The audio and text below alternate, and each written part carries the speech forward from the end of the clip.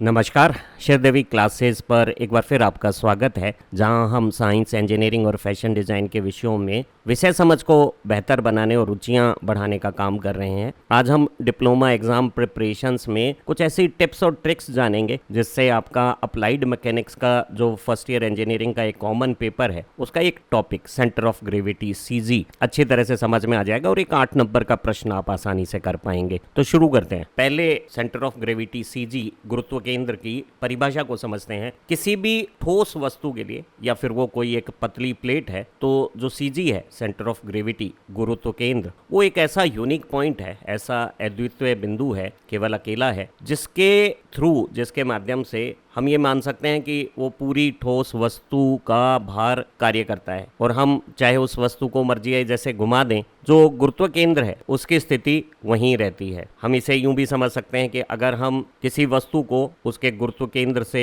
सहारा दें तो वस्तु है वो संतुलित रहेगी, ना तो वो किसी तरफ झुकेगी ना कहीं पे लुढ़केगी। हम कुछ हमारी इंजीनियरिंग के साधारण उदाहरणों से गुरुत्व केंद्र सीजी को समझते हैं। अगर हमारी बॉडी ऐसी हो जिसकी डेंसिटी सब जगह एक जैसी हो, यूनिफॉर्म हो, तो यूनिफॉर्म डेंसिटी समरूप घनत्व वाले किसी भी पिंड के लिए तो इसका जो ज्योमेट्री में सेंट्रल पोजीशन है, ज्यामितीय केंद्र है, जिसे हम सेंट्रोइड कहते हैं, और जो गुरुत्व केंद्र है वो ऐसी समरूप पिंड के लिए एक ही जगह पे होगा। जैसे कोई कांच की ठोस गेंद है तो उसका जो ज्यामितीय केंद्र है, सेंट्रोइड है, वही उसकी सीजी होगी। इसी तरह से अगर एक समान मोटाई की स्टील की कोई डिस्क है या कोई चौकोर सीट है तो ऐसी सममित स्थितियों में जो सेंट्रोइड है वही सीजी है। हम परफेक्ट सिमेट्रिकल जो शेप्स हैं उनकी अगर बात करें, जो पूर्णतः सममित आकृतियां हैं उनको समझें, तो ऐसे त्रिविमीय ठोस आकार जिनमें कम से कम 2 सिमेट्रिकल एक्सेस हो, सीजी केवल सिंपल इंस्पेक्शन से, साधारण निरीक्षण से ज्ञात किया जा सकता है। जैसे कोई वर्ग हो गया, वृत्त हो गया, कोई इक्विलैटरल ट्रायंगल हो गया, सिलेंड्रिकल सॉलिड स्ट्रक्चर हो गया, कोई गोला हो गया, कोई सिलेंड्रिकल शाफ्ट हो गई, या एच या आई ऐसे सेक्शन हो गए जिनके दोनों तरफ के फ्लेंज बराबर साइड के हों। तो ऐसे सममित आकृतियों में हम सीजी को खाली देखकर पता लगा सकते हैं। अब कुछ अनसिमेट्रिकल, असममित या कंपोजिट मिश्रित आकृतियां हो सकती हैं जो स्थूल रूप से देखने पर सममित नहीं है, सिमेट्रिकल नहीं है। तो हम सीजी निकालने के लिए एरिया मेथड को, जो आंशिक क्षेत्र की विधियां हैं, उनका इस्तेमाल करते हैं। और जो हमारे एल सेक्शन है, टी सेक्शन है, जेड सेक्शन है या एफ आकार की कोई प्लेट है, तो इन सब के लिए सीजी इसी तरह से निकाला जा सकता है। जब कोई आकृति असममित हो, अनसिमेट्रिकल हो, तो हम ये समझ सकते हैं कि उसे कुछ सिमेट्रिकल शेप्स को जोड़ तोड़ कर बनाया गया है और हम इंजीनियर क्षेत्रफल गुणनफल विधि का इस्तेमाल कर सकते हैं। और आमतौर पे हमारे जो प्रश्न होते हैं उसमें सारी बॉडी का घनत्व एक समान होने पर, क्योंकि द्रव्यमान आयतन आधारित होता है और अगर वस्तु की मोटाई एक जैसी है तो हम केवल क्षेत्रफल को आयतन या द्रव्यमान का रिप्रेजेंटेटिव मान सकते हैं और किसी असममित ज्यामिति में सममित भाग के क्षेत्रफल और सममित भाग के केंद्र के निर्देशांकों के जानकारी से क्षेत्रफल गुणनफल सूत्र की मदद से हम असममित आकृति का सीजी, सेंटर ऑफ ग्रेविटी, गुरुत्व केंद्र ज्ञात कर सकते हैं। यहाँ इस सूत्र में ये जो A1, A2, A3 है या AI है वो आईवे सममित भाग का क्षेत्रफल है और X1 और Y1 है वो उसी सममित भाग के सेंट्रोइड हैं, ज्यामितीय केंद्र के निर्देशांक है। और इन निर्देशांकों को हम कोई रेफरेंस एक्सेस बना के ओरिजिन के मार्फत पढ़ते हैं। और जो X बार और Y बार है वो संपूर्ण असममित आकृति के गुरुत्व केंद्र सीजी, सेंटर ऑफ ग्रेविटी के निर्देशांक है। यहाँ हम पूरी बॉडी का घनत्व एक समान मान रहे हैं, मोटाई भी एक समान मान रहे हैं, तो क्षेत्रफल आयतन या द्रव्यमान का निरूपक हो गया है। क्षेत्रफल द्रव्यमान को रिप्रेजेंट कर रहा है। एक उदाहरण से समझ, हमें इस आकृति का जो एक एल शेप है, सीजी, सेंटर ऑफ ग्रेविटी, गुरुत्व केंद्र ज्ञात करना है, जहां ये जो मोटाई है वो 4 सेंटीमीटर है और ये विमा 8 सेंटीमीटर, ये भी 8 सेंटीमीटर और ये सारी 8 और 4 जोड़ने पर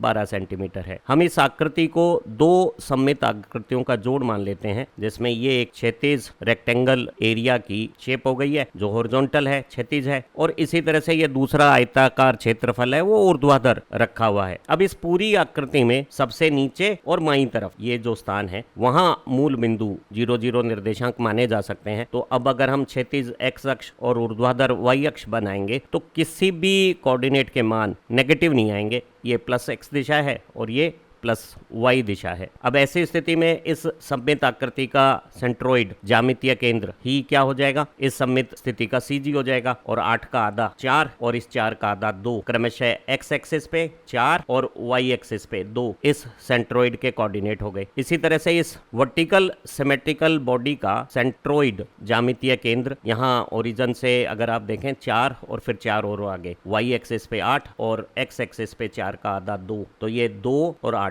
इस ऊर्ध्वाधर सममित आयताकार 4/8 का सेंट्रोइड ज्यामितीय केंद्र हो गया है। हमने इस पूरी ज्यामिति को 2 सममित भागों में बांट लिया है, और ये जो ऊर्ध्वाधर भुजा है इसमें x की तरफ 4 और y की तरफ 8, जो एरिया है वो 4 गुना 8 32 सेंटीमीटर स्क्वायर हो गया है। और इसके जो कोऑर्डिनेट हैं, x दिशा में कोऑर्डिनेट 2 और y दिशा में कोऑर्डिनेट ये 4 और ये भी 4, जोड़ें तो 8, जहाँ ये 4 इस पूरे 8 का मध्य आधा हो गया 8/2। तो ये 2 कोऑर्डिनेट हो गए हैं सेंट्रोइड के इस ऊर्ध्वाधर हिस्से के। इसी तरह से क्षैतिज हिस्से का भी ज्यामिति अगर आप देखें तो x दिशा में 8, y दिशा में 4, 8 गुना 4, एरिया वही 32 सेंटीमीटर स्क्वायर। और अगर आप इसके ज्यामितीय केंद्र सेंट्रोइड के कोऑर्डिनेट देखें तो वो 8 का आधा 4 और इस 4 का आधा 2, x दिशा में 4, y दिशा में 2 हो गया है। पूरे L शेप के गुरुत्व केंद्र को ज्ञात करने के लिए हमने ये जो क्षेत्रफल विधि है उसका इस्तेमाल किया, और ये हमारा सूत्र हो गया। 2 भाग हैं तो ये दोनों भाग A1 और A2 के एरिया हो गए। और x बार x दिशा में गुरुत्व केंद्र का कोऑर्डिनेट निकालने के लिए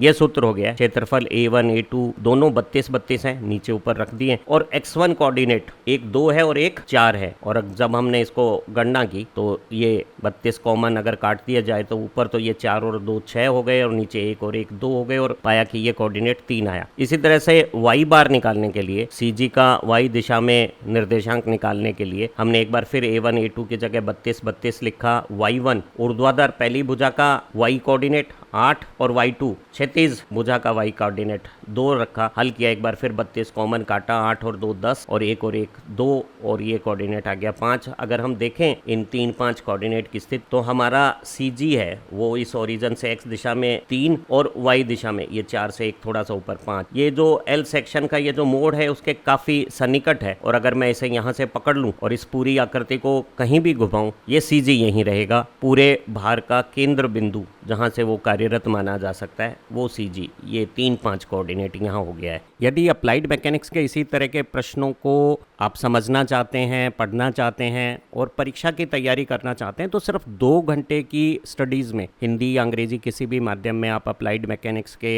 बेहतरीन नोट्स को पढ़कर परीक्षा में अच्छे अंक ले सकते हैं। इसके लिए आपको श्रीदेवी महिला पॉलिटेक्निक की जो ऑफिशियल वेबसाइट है sdmp.hanumangarh.in वहाँ जाना होगा, और जैसे ही आप उस वेबसाइट पर जाएंगे आपको यहाँ साइड बटन से वेलकम टू SDMP कॉलेज में एक्सप्लोर प्रोग्राम शुरू करना है, और वहाँ आपके पास प्रोग्राम्स आ जाएंगे और उन प्रोग्राम्स में आपको सेलेक्ट करना है आर्किटेक्चर या कंप्यूटर साइंस, जो पसंद हो आप सेलेक्ट कर लें। मैंने कंप्यूटर साइंस सेलेक्ट किया, और जैसे ही मैंने कंप्यूटर साइंस सेलेक्ट किया वहाँ अलग अलग शाखाओं में हम क्या पढ़ाते हैं, क्या पढ़ना चाहिए, हमारी क्या खासियत है, कोई क्या सीखेगा। और सबसे नीचे यहाँ आप देखें स्टडी मटेरियल है, जैसे ही आप इसे क्लिक करेंगे आप हमारी ड्राइव पर पहुंच जाएंगे, और जैसे ही आप ड्राइव पर पहुंचेंगे वहां आपको 3 फोल्डर मिलेंगे, first year engineering, 4th same, 6th same. और आपने अगर फर्स्ट ईयर इंजीनियरिंग क्लिक किया है तो यहाँ अब आपके पास सब्जेक्ट वाइज फोल्डर आएंगे, और मैंने सेलेक्ट किया अप्लाइड मैकेनिक्स का फोल्डर 2005, और सिर्फ 2 फाइलें हैं, एक हिंदी में और एक अंग्रेजी में। और मैंने अगर अंग्रेजी की फ़ाइल खोली तो ये मेरे पास